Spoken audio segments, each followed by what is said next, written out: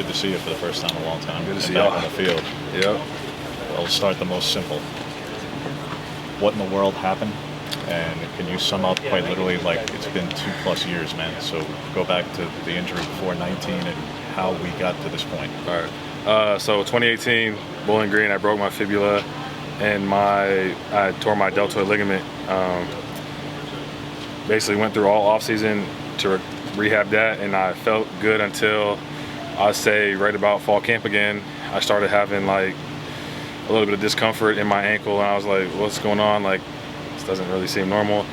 Then it was in like a hardware malfunction, and we had to basically take what was in there out and put more stuff in. And then let's fast forward a whole nother year, felt good again. I get to, let's say, kind of like summer conditioning, summer, training and everything, and I start feeling this discomfort in my ankle again. I'm like, what's kind of going on? Like, this is the second one. Like, I thought it should be good by now. And after like, that was when I started to try to warm up through like those first couple games of, what would that be, 2019, the Rose Bowl year. And basically another hardware malfunction that was from the last surgery that they just put in. So they had to take that one out and then put something else in. So then now we're into the COVID year, and kind of the same thing. I got through spring ball, but then spring ball got shut down. I was feeling good. Got to summer conditioning, and what they had put in basically had like, they put 2 screws in my medial malleolus, and those 2 screws, when they put them in, were like impinging on my posterior tib tendon, and basically caused me to rupture my tendon. And so thankfully for the trainers and Coach Cristobal, they got me set up with a guy in Green Bay called Bob Anderson. And he was able to I basically had like full ankle reconstructive surgery. And thankful for those guys, but now I'm here. I guess that last injury in COVID year was another hardware malfunction. It was basically with the posterior tib tendon. So it's been a long 3 years. But when was the reconstruction? This time, it was December 23rd. So when you're talking about hardware malfunctions, was this a tightrope procedure for high ankles? Or something different? It was, so the first 2018 I had the fibula, the plate screws, tightrope. 2019 I had a suture that was holding my deltoid ligament to my medial malleolus, and that basically caused me to have a stress fracture in my medial malleolus. So they had to take the suture out, put 2 screws in, and then from there those 2 screws they put in were the ones that were impinging on my posterior tib tendon to cause it to rupture. So when I went to Bob Anderson in Green Bay, he basically took the 2 screws out. I had to do I had to repair my posterior tib tendon, total repair. I had to fix a pronation, so they had to cut my heel bone in half and move it over. So it was a big total surgery. I thought I was going to be out for a whole nother year, and at that point I was like, dang, like, do I even want to continue to play football? Like, I don't know. I was trying to think of like, can I put my body through this anymore? Like, I just don't know if I can do this for any longer. So yeah, now I'm here. I feel good to go. It's the best I've felt in a really long time. Thanks to Coach Cristobal, the training staff. I can't thank them enough. The medical staff, they've done so much for me. They've got me to be able to be back out here 3 years later. And they've kept with me, which is the biggest thing. You sound like you got a medical degree by now. Yeah, I know, it's crazy. I learned a lot about the ankle in the past 3 years. What kept you going when medical retirement? There's a lot of guys who would have called this a just the want to play football. I don't think I've accomplished what I want to accomplish here yet, and I'm not going to give up on my dream of playing football. I know that I'm getting my master's degree right now in advertising and brand responsibility. So shout out to the USJ school. I think getting my master's was a big thing, and then obviously I'm not ready to be done. Like, I have things I got to accomplish on the field for myself to feel good. So until I do that, I'm gonna stick around. How far away do you feel from being able to play? I'm really close. So really close. Will you scrimmage tomorrow? I don't know. We'll see. But when you're out even like today, like when you're running 11 Yeah. on 11 stuff on fast Fridays, Yeah. how often has that happened in the last 3 years? It hasn't. This is like the first time I've kind of been back out there in, like you said, 3 years. Like I've obviously been out there in spring ball a little bit, but COVID year we kind of had to shut that down because of COVID. Years before I was in spring ball, but fall camp, I'm just excited to be out here for fall camp. I haven't been out in fall camp in a really long time, running around in Autzen, everything. So it's a different energy. You're in the stadium, you're on the field with 10 other teammates. Yeah. Oh, it's nice. It's definitely nice. I enjoy it a lot. That's surreal. Surreal being back out there. Obviously, injuries take a toll mentally, physically. What helped you kind of stay positive throughout all those injuries that you had to go through? My teammates. I leaned on a lot of my teammates during that time. The medical staff, for sure. Family. It's tough mentally. There were a lot of times where I thought that I can't do this anymore.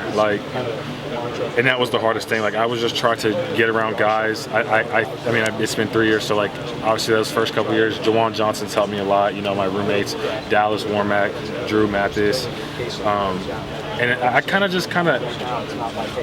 I'm not part of the team. Like, well, I'm part of the team, but like you're separated from the team as they're traveling and everything. So like you're with like the rehab guys. So it's like, there's new guys coming in. It's kind of like, a new little family. You know what I mean? New little team that you can like push each other because you guys are all each at different steps. So it's like, I think after this the most recent surgery, Trey Benson, I've definitely been helping him. He's been helping me a lot. Just push each other. So.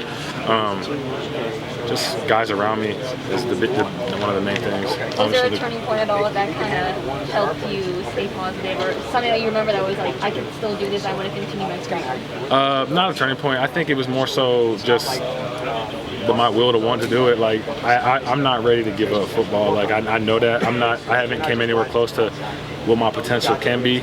After playing that one season in 2017, I was trying to really show out in 2018, and I was cut short of an injury. So I wouldn't say there was really a turning point. Just the will that I want to play football. I'm not ready to give it up. Obviously, the goal is to get back on the field, and once you're there, stay there. But in terms of because of your eligibility clock, which quite honestly I can't keep track. I think I got this year and 2 more years. I say 2 more, so you could be like the 9th year as a senior. Yeah. Is this really about not just getting back in, but if you can get through a season, is this, even with the additional eligibility, because of all you've gone through, get to the league as fast, if you can do it, if you can show it, if you can be productive and healthy, get out, because, who wants to keep going through this? If I can show out and I feel healthy and I feel like I'm at a point where, it's not gonna, like I feel confident in leaving at that point. Well, yeah, that's obviously an opportunity and an option for me. But I enjoy the guys. I enjoy, Eugene. So it's just really about, if my degree's finished, and how my ankle feels is really the key decision for me. You're 23. I'm 23. Yeah. Your mobility was such a strength. Get back to being a guy who can really move like that. Have you had to redefine kind of what kind of player you can be when you get back? Maybe a little bit. Just a lot of ankle surgeries. It can change a lot, but I think over time, over camp, it's just getting more comfortable with being back out there and doing those movements. I think that's the biggest thing. Like obviously, we're working. I'm not like trying to go out there and do everything I can. Like I'm trying to ease my way, and I'm not trying to have any repeats. I see a little bit of PTSD sometimes. I'm like, oh no, like I don't want to do that again. Like so, it's just like over time, Bobby said that too. It's really like day by day process. It's day by day. It's just a slow process, and I feel like since 2018, it's been a slow process through all the different surgeries and everything. It's just a slow process, and I look at it day by day. Like what will I be able to do this day? That's great, and good. Whereas in the past, with how I felt, it was like every day was. I would constantly feel the pain. Like it wasn't ever going away. Whereas like now it's like it's very like it gets sore, but like it goes away. So like the next day I go out there to practice, I feel good, but then it gets sore and then it goes away. So it's like now it's like more so like what can I do to recover, and what can I do to really take care of my body. I feel like taking care of your body is the biggest thing now. When was the last time you got tackled to the ground? Was it the 19th spring game? Yeah. Yeah, it was actually. No. It was No, it was COVID spring ball. In shells. We were in shells because you only had 4 days. Oh, we didn't get okay, then it was 19 spring ball. 19 spring game, yeah. It's methodical with the coach. Yeah. Is that something you had to learn the hard way at all? I mean, did you ever feel like you tried to rush it back at any point, or has it really been a slow process? No, I think it's just been a slow process. I think that the medical staff and Coach Cristobal very open to hearing each other out, and even like my voice, like if I feel like it's just not as sore today, or this might not be feeling the way I want it to, they're definitely working with each other and working with me to just maximize my what I can do out on the field. Sorry about kind of big picture goals. It sounds like you really just want to enjoy being a college football player. I want to enjoy being a college football player, and I want to show everybody like what I can still do. I know it's been a while since I've been out there, but don't doubt me. Like I still got it. So. Sorry if you were asked this before, but you mentioned PTSD. Yeah. How do you get over that mental block? You just got to push past it. I think it's one of those things that like it's gonna be there no matter what. It's just a matter of like I got to go out there and play. I'm not gonna think about getting it like when I'm out there. Like when the whistle or when the ball snapped, I just got to go. So there's no thinking about what could happen and what not. Like whatever happens, and I'm gonna attack it, whatever it is. Spencer said earlier that when you do finally get out there, he said he might shed a tear or run on the field and get a I might flag. sed a tear myself. Have you allowed yourself to really think about what that's going to feel like, or you just head down right No, now? I'm just head down. I'm just focused on getting, being back at 100%, doing what I can do. I think I might shed a tear myself. Not gonna lie, when I get out there, catch my first pass or something. So it'll be a surreal moment, just being back out there. It's been a really long time. Hey, I apologize if you've already been asked this, but what kept you motivated? Why did you keep grinding through all these surgeries and kind of stick to this? The will to want to play still. I still have a lot I feel like I want to accomplish out here. Like I haven't gotten what I wanted to get out of Oregon playing football. So that my mom was definitely in my pocket. I was talking to her a lot about it, but there were times that it was tough and I was ready to be done. I was like thinking like, well, I think over the course of these past 3 years that I've really learned that like football does end at some point. So having making the most of all the opportunities that I can like outside of football, like internships, stuff like that.